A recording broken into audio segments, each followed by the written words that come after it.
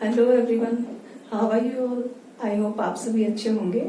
So guys, आज मैं आपके साथ जो टॉपिक शेयर करने जा रही हूँ उसकी नॉलेज आप सभी को होनी चाहिए।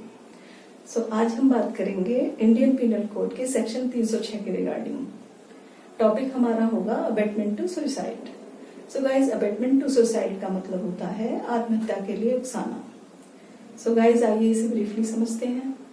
कोई इंसान किसी दूसरे इंसान को इतना टॉर्चर करे, प्रताड़ित करे अपनी बातों से, बिहेव से या अपनी गलत शर्तों से, वह ऐसी परिस्थितियां पैदा कर दे कि वह पीड़ित इंसान जीने की इच्छा ही छोड़ दे और उसका डिप्रेशन लेवल इतना बढ़ जाए कि वह सुसाइड करने पर मजबूर हो जाए।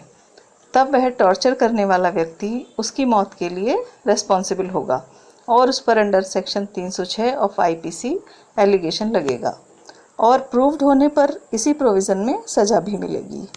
सो गाइज़, आइए जानते हैं इंडियन पिनल कोड का सेक्शन 306 क्या कहता है। यदि कोई व्यक्ति आत्महत्या करता है तो जो कोई भी उसको ऐसी आत्महत्या के लिए दुष्प्रेरण करेगा वह दोनों में से किसी भी भांति के कारावास से, जिसकी अवधि 10 वर्ष तक हो सकेगी, दंडित किया जाएगा और जुर्माने से भी दंडनीय होगा। यहाँ दोनों तरह का कारावास से मतलब है कठोर सश्रम कारावास या सादा कारावास। दुष्प्रेरण का मतलब होता है किसी को जैसे कि अच्छे काम के लिए प्रेरित करना, प्रेरणा देना, एक बात हो गई। लेकिन अगर किसी को बुरे काम के लिए दुष्प्रेरित करना, बहकाना या उकसाना, तो उसे हम बोलेंगे दुष्प्रेरण। So guys, abetment of suicide का एलिगेशन किसी व्यक्ति पर, मेल और फीमेल कोई भी हो सकता है, किन किन सिचुएशंस में लगता है। Let's take an example. Suppose that A नामक एक लेडी है जो शादी के 6-7 मंथ बाद ही सुसाइड कर लेती है। केस के फैक्ट्स और एविडेंसेस से पता चलता है कि उसके सास ससुर और पति आफ्टर मैरिज ही उसे लगातार टॉर्चर कर रहे थे, जिसके कारण वह हाईली डिप्रेस्ड हुई और उसने ये कदम उठाया। इस कंडीशन में उसके सास ससुर और हस्बैंड पर under section 306 of IPC charge लगेगा और पनिशमेंट मिलेगा।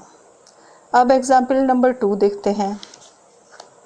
ए नाम का व्यक्ति बी नामक एक दूसरे व्यक्ति से 30,000 रुपये उधार यह कहकर लेता है कि वह 6-7 मंथ के अंदर लौटा देगा, बट समय निकल जाता है और मजबूरीवश वह लौटा नहीं पाता।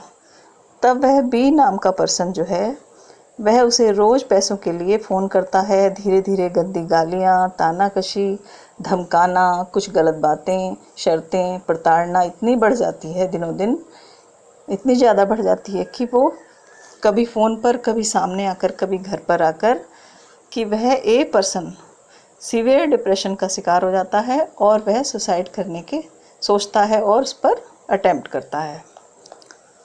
तो यहाँ बी नामक पर्सन उसकी मौत के लिए रिस्पॉन्सिबल होगा।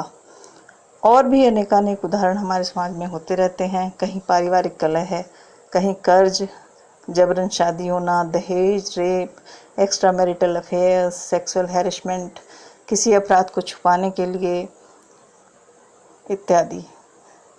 आइए अब जानते हैं सेक्शन 306 के प्रोविज़न और पनिशमेंट को।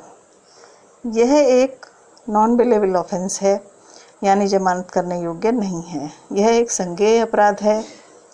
यह दोनों पार्टीज़ के आपसी समझौते योग्य नहीं है। सपोज दैट किसी पर्सन पर अंडर सेक्शन 306 एलिगेशन प्रूव्ड हो जाता है, उसके अगेंस्ट सारे एविडेंसेस मिल जाते हैं। जैसे सुसाइडर ने कोई नोट या प्रूफ छोड़ा है जिसमें वह पर्सन उसकी मौत के लिए रिस्पॉन्सिबल है, तो उसे 10 साल तक का कठोर कारावास या सादा कारावास और जुर्माना दोनों से दंडित किया जाएगा। गाइज, आई होप आप आईपीसी सेक्शन 306 को समझ गए होंगे। Be safe, be happy always. जय हिंद, जय भारत।